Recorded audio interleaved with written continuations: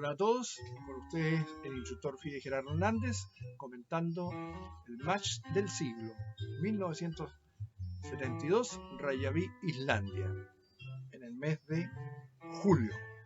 Veremos a continuación la sexta partida del match, donde ambos rivales llegaban en igualdad de puntaje, 2,5 puntos para cada uno. El campeón del mundo, Boris Spassky, con las piezas negras, y el aspirante, el Challenger, con las piezas blancas, Bobby Fischer. Después de todo, lo que realmente importa es cómo uno juega al ajedrez. El aspirante se mostró más dispuesto a discutir el problema de las cámaras durante un par de horas de su tiempo libre. Podían ser retirados los cameras de forma que ningún ser vivo contemplase a los jugadores a través de los instrumentos. Imposible. Entonces, ¿podían ser cubiertas las cámaras con algo oscuro? Esto tampoco funcionó. No había solución, pero había esperanza. Se ordenó que el equipo de televisión estuviera dispuesto. Al mismo tiempo, los periodistas, algunos de los cuales nunca habían oído hablar antes de ajedrez y que fueron enviados sin previo aviso a Reykjavik, porque el ajedrez es importante ahora, se sentían contentos de tener otro tema de qué hablar. El espectáculo debe continuar. Las nubes colgaban bajas sobre Reykjavik y, según parecía, nunca iban a disiparse. Durante semanas hubo una especie de crepúsculo que duraba 24 horas en la isla, y uno no podía evitar la impresión de estar viendo en alguna época del lejano futuro en que nuestro sol estuviese muriendo, pero la vida aún fuera posible a una escala reducida. La rueda de la fortuna había dado increíbles vueltas en 7 días. El domingo anterior parecía que Fischer estaba condenado. ¿Quién iba a esperar que el aspirante continuase en el torneo bajo aquellas extrañas y por entonces tan desfavorables circunstancias? 0-2 y una de las derrotas por incomparecencia, por primera vez en la historia de los campeonatos mundiales. En la víspera de la tercera partida, Bobby tenía una tez muy pálida y parecía cercano al colapso nervioso, pero su apariencia era equívoca. Recuerdo la expresión ausente de su rostro antes que comenzase, tras sus 18 meses de ausencia de las competiciones, a derrotar a Petrosian en la partida del siglo en Belgrado 1970. Cuando comienza a jugar al ajedrez se convierte en otro hombre, se vuelve de acero. Así es como lo define el maestro de ajedrez de Fischer, Jack Collins, aunque no muchos otros supieran esto. Cierto, Fischer dudó antes de hacer su primer movimiento en la tercera partida, pero no cometió ningún error tras el mismo. Spassky no creía que hubiera razón alguna por la que evitar una lucha abierta. Naidor preguntó excitado, ¿por qué no jugó la cauta 4-E3 en esa partida? El campeón se había preparado muy duramente durante 8 meses y descubierto serias debilidades en el juego de Fischer. La cuarta partida le dio más motivos para creer esto, pero perdió sus oportunidades de triunfar. Al mismo tiempo, Spassky también tenía serias debilidades, y era asombrosa la forma en que Fischer sabía cómo señalarlas con el dedo, en una forma diferente en cada partida. ¿Cuánto tiempo iba a poder mantener esto el aspirante? La sexta partida vio el primer gambito de dama, con Fischer en las blancas, de su carrera de ajedrez. Aunque Spassky jamás había perdido con la línea Tartakower en muchas partidas de competición, esta vez no pudo ejercer una resistencia adecuada. Fischer parecía preparado para casi cualquier cosa. Repitió una mejora de una competición soviética, y aunque el perdedor en aquella ocasión fue Geller, el lugarteniente de Spassky probablemente omitió instruir al campeón acerca de los peligros del 14º movimiento de la flanca. No cabe asombrarse ante ello, pues ¿quién habría predicho un gambito de dama con Fischer en las blancas? Comenzamos entonces la sexta partida, que fue disputada un domingo 26 de julio, aproximadamente a las 18 horas, con las piezas blancas el aspirante Bobby Fischer y con las piezas negras el campeón del mundo Boris Spassky. Primera jugada, C4. Fischer, aferrado a E4 toda su carrera, en ninguna ocasión inició el juego de otra manera en los matches de calificación del torneo de candidatos. Hoy, la sorprendente iniciación del juego por parte del americano puede parecer como el resultado de la poca agitada confianza de Bobby en sus líneas mimadas tras la defensa siciliana de la cuarta partida de este match. Solamente a posteriori se reveló como parte de un plan preconcebido y preparado para tantear lo que Spassky no podía haber analizado en sus 8 meses de preparación. La jugada del texto fue practicada por Fischer solamente una vez en el Internacional de Parma de Mallorca en 1970 contra el gran maestro soviético Lev Pologaevsky, quien con negras gusta de practicar la defensa siciliana.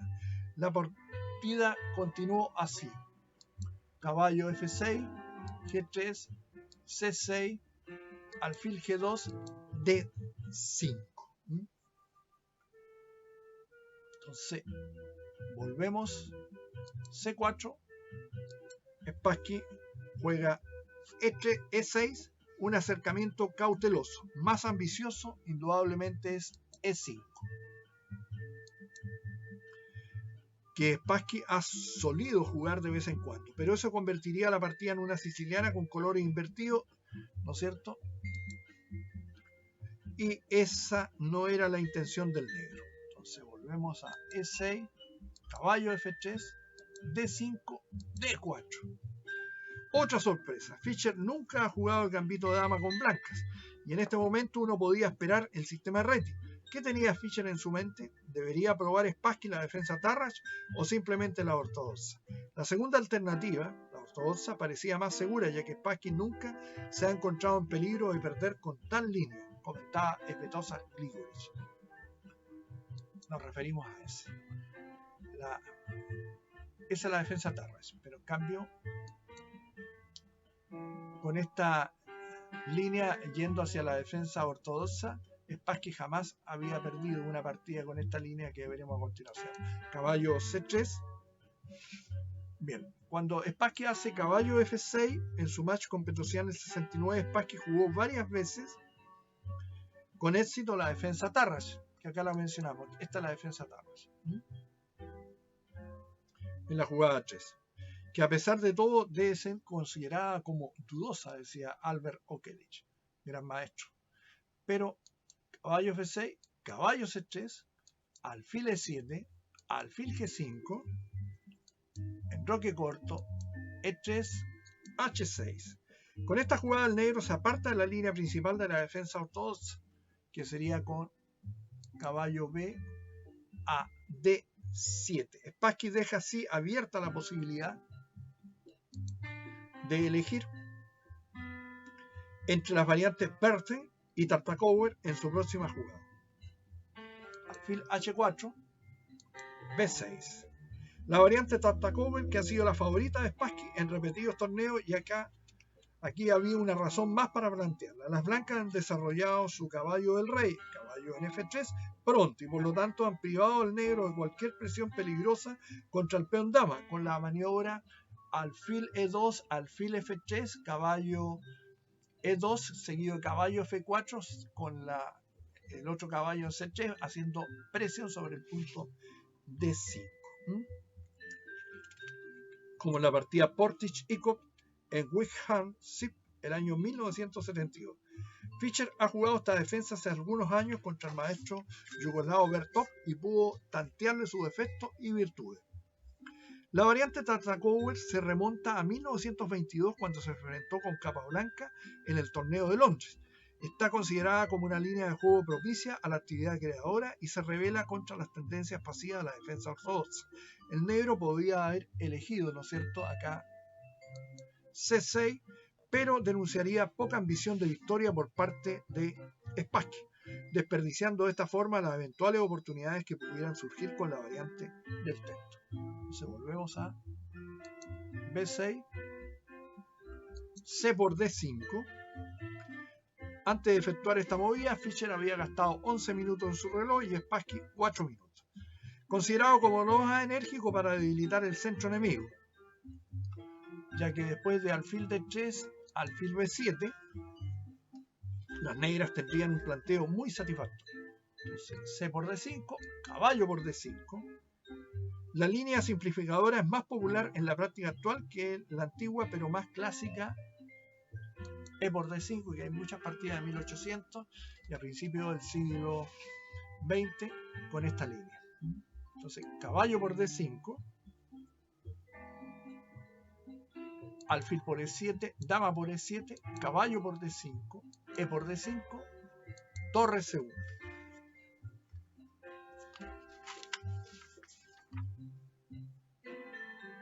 alfil E6. La columna B, mejor dicho, puede ser abierta más adelante y por lo tanto es preferible no tener el alfil en B7, donde podría estorbar la actividad de las piezas pesadas negras.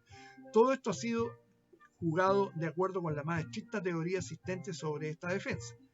Hasta aquí todo era muy conocido y había sido jugado en numerosas ocasiones. Tras los cambios realizados en las jugadas anteriores, esta es la mejor casilla para el alfil, ya que en B7, ¿no es cierto?, estaría un poco incómodo. Dama A4. Conocida maniobra para presionar sobre las debilidades negras del flanco de dama y también sobre el centro, después del temático avance del peón C que ahora realiza Spassky, esencial en esta variante. C5. A tener en cuenta en la jugada de Alexander Zaitsev, A5, torre C3, torre C8, alfil D3, C5, dama A3, dama A7, alfil B5, caballo A6, enroque corto, caballo C7, alfil C6, C4, buena jugada, alfil por A8, caballo B5. Y no se pierde nada y las negras no están inferior. Interesante línea. Esto ya había sido jugado con motivo el año 1971 en un torneo internacional en Tallinn, Zaitsev contra su compatriota Furman.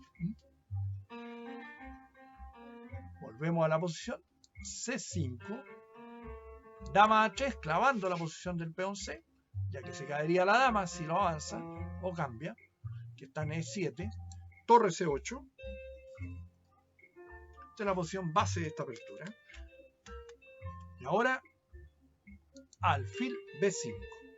Nuevo, preparado, fue jugado en la partida Furman-Gieler, Unión Soviética al 70. La intención es cambiar el alfil por el caballo de las negras y de esta forma exponer los peones colgantes negros a una severísima presión por parte de las piezas blancas. Después de la movida alfil E2, caballo D7, el negro se defendería sin dificultades. En la segunda partida del match Petrosian-Spassky el año 1966, las blancas jugaron alfil E2 sin obtener nada concreto. La jugada del texto es más activa e impide el desarrollo del caballo negro. Fischer comienza a mostrar sus armas secretas. Ahora provoca un debilitamiento del ala de dama enemiga, ya que el alfil es mucho más activo en esta casilla que en la habitual E2. La última palabra de la teoría soviética aplicada esta vez por Fischer, que estudiaba el juego soviético, nada menos. A6. Los peones del ala dama negro se exponen desagradablemente para librarse del intruso que no permita a las negras poder desarrollarse en paz. La respuesta negra ilustra la deficiencia de un orden poco natural de jugada que tuvieron que escoger para su desarrollo poniendo la torre del rey en C8 antes que sacar el caballo. Tantos años se han necesitado para descubrir un hecho tan simple, comentaba Svetozar Grigore, gran maestro yugoslavo. Si caballo D7 venía alfil por D7, alfil por D7, D por C5, B por C5, enroque, y con mejor juego de la flanca, atacando los peones colgantes. Tenemos ahora, vamos, A6,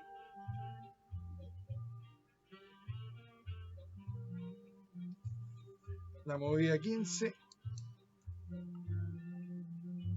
D por C.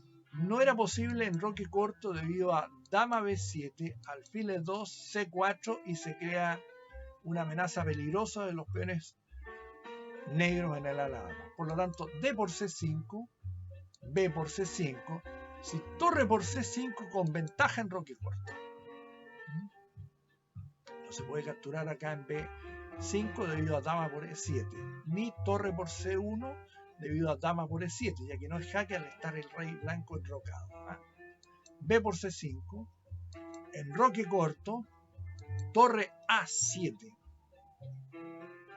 Tiempo Fischer 20 minutos, Spassky 33 minutos. Fischer y su concepción. Las negras ponen a la torre a cubierto, pero es en un lugar incómodo y las dificultades sobre el desarrollo del caballo continúan. Protege la torre a fin de rechazar el alfil. Las negras deben maniobrar en forma muy precisa al tener que atender simultáneamente sus debilidades en el centro y en el ala de dama. Era mejor dama B7, alfil A4, C4, caballo D4, dama B6, torre F D1, caballo D7, caballo por E6, dama por E6, E4, con juego superior de las blancas. Bonita posición. Algo parecido que logra más adelante Fischer. La otra línea era caballo C6, alfil por C6, torre por C6, caballo E5, torre C7, torre F D1 con ligera ventaja de las blancas. La otra, dama A7, alfil A2, no alfil A4 por A5. Alfil E2, caballo D7, torre F D1 con ligera ventaja de las blancas. Entonces la jugada esa era un poquito mejor. Volvemos entonces a la movida.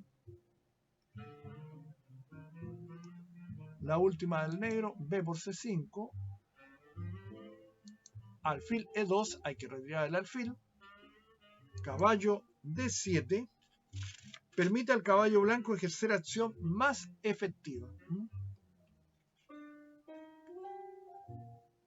Había otra línea que es más o menos larga, pero la voy a mostrar para que ustedes la vean. A5, torre C3, caballo D7, torre F, C1, torre 8, alfil B5, alfil G4, caballo D2, D4, E por D4, C por D4, dama por E7, torre por E7, torre C8 jaque, rey H7, caballo B3, caballo E5, torre D8, torre A C7, torre por C7, torre por C7, F4, alfil D7, F por E5, alfil por B5, caballo por D4, torre C1 jaque, rey F2, torre D1, torre D6 y las negras se rindieron. Fuhrman, que fue un gran analista y entrenador de Anatoly Karpov, enfrentando a Geller en el campeonato Laur por equipo del año 1970. Sería extraño que Spassky se viese sorprendido en esta línea con la que precisamente su segundo, Geller, tenía una amarga experiencia. Esto permite a Fischer, ¿no es cierto? Volvemos. Movilizar su caballo especulando con la indefensión de la dama negra. Más seguro era indudablemente dama F8 de inmediato. Caballo D4. Aumentando las amenazas sobre los sensibles peones centrales negros. Dama F8. Un error nunca viene solo. Superior era caballo F6, caballo B3, torre A C7 con juego muy complejo. La otra era C4, dama por E7, torre por E7, caballo D4, A5 con igualdad. Entonces volvemos a la posición, dama F8, caballo por E6, F por E6, E4. Cuando se juega dama F8, Fischer tenía 30 minutos y Spassky 1 hora 10 minutos. La diferencia de tiempo, que después va a causar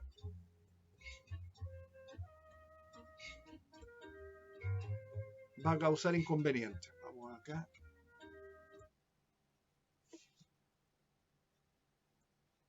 Bien.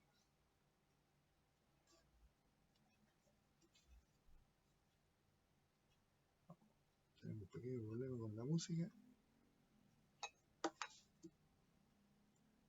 Bien, caballo por E6,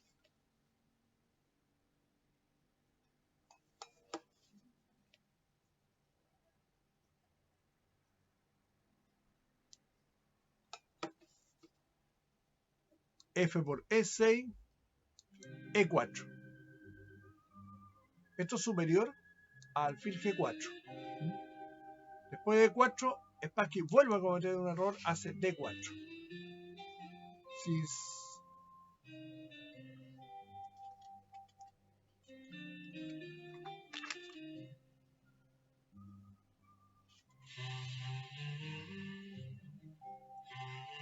bueno, acá, estando en seria dificultad, las negras eligen una respuesta aguda en busca de una contraoportunidad, pero debilita al mismo tiempo las casillas blancas.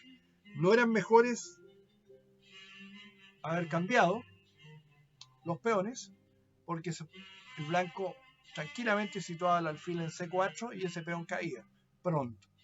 ¿Ah? Pero ahora vamos a ver cómo Fischer saca partido de esta situación, fijando la debilidad en E6. Dama E7, E5, buena jugada.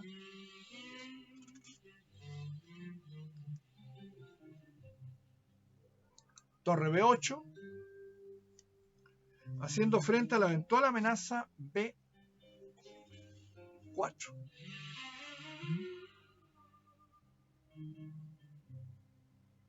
Entonces, alfil C4, rey H8.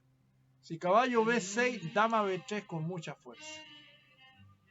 Entonces tenemos rey H8,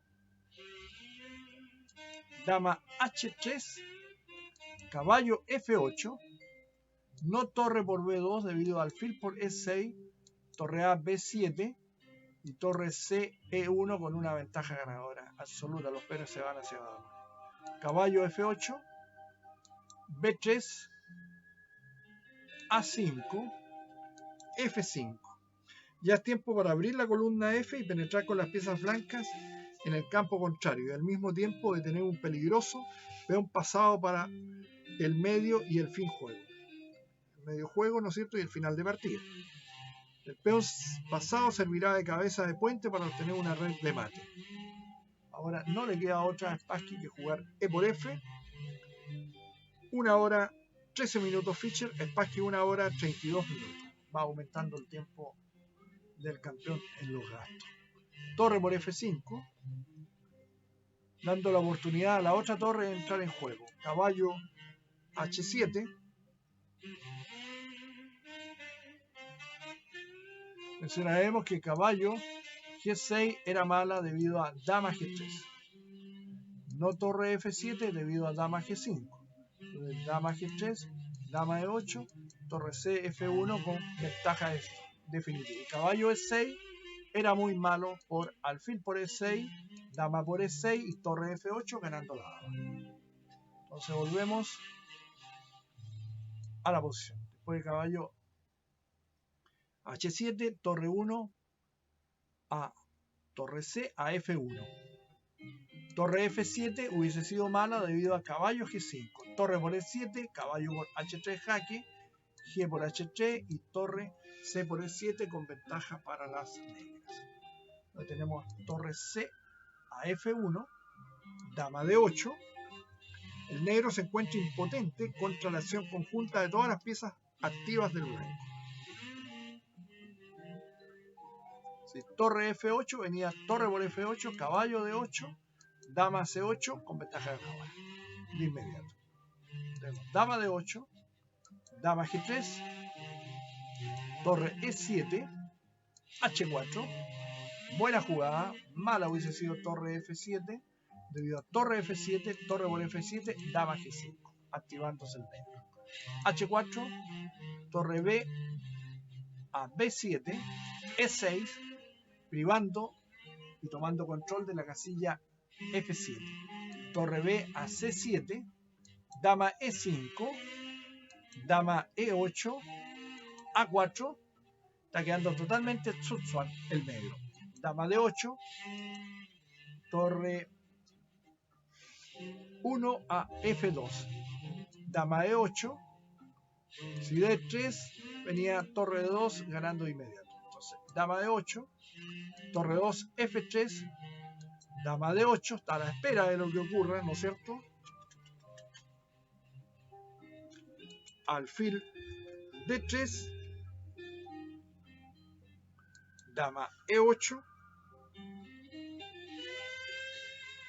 dama E4, caballo F6. Imposible era jugar torre por E6 debido a torre F8 jaque, caballo por F8, torre por F8, dama por F8 y dama H7 mate. Entonces tenemos caballo F6, torre por F6. Realizado por Fischer instantáneamente, sin reflexión. Decisivo sacrificio de calidad con que las piezas blancas irrumpen en el campo enemigo con fulminante efecto. Vemos la importancia de las jugadas 34 y 35 de Fischer al estar indefenso el peón F. Entonces, vamos a ver cuál fue la moneda 34, 34 y 35. Entonces, tenemos torre por F6, G por F6, torre por F6, rey G8, alfil C4. La amenaza es torre F7. Y el negro está absolutamente perdido. Rey H8, dama F4 y las negras abandonan. Uno de los varios movimientos que ganaba también era torre F7. Las negras se rinden ya que no hay defensa para el ataque ganador de las blancas. Esta partida significó el principio del continuo liderato de Fischer en el match. Para ser la primera vez que Fischer realizaba esta partida del peón dama, resultó un éxito total. Comentaré que no siempre se menciona, pero en esta partida, salvo error o omisión, tengo recuerdo que Spassky se levantó de la mesa, felicitó a Fischer y lo aplaudió. Lo aplaudió junto con el público. Fischer, al subirse al auto, le dijo a Lombardi: ¿viste eso? ¿Viste eso? Me aplaudió.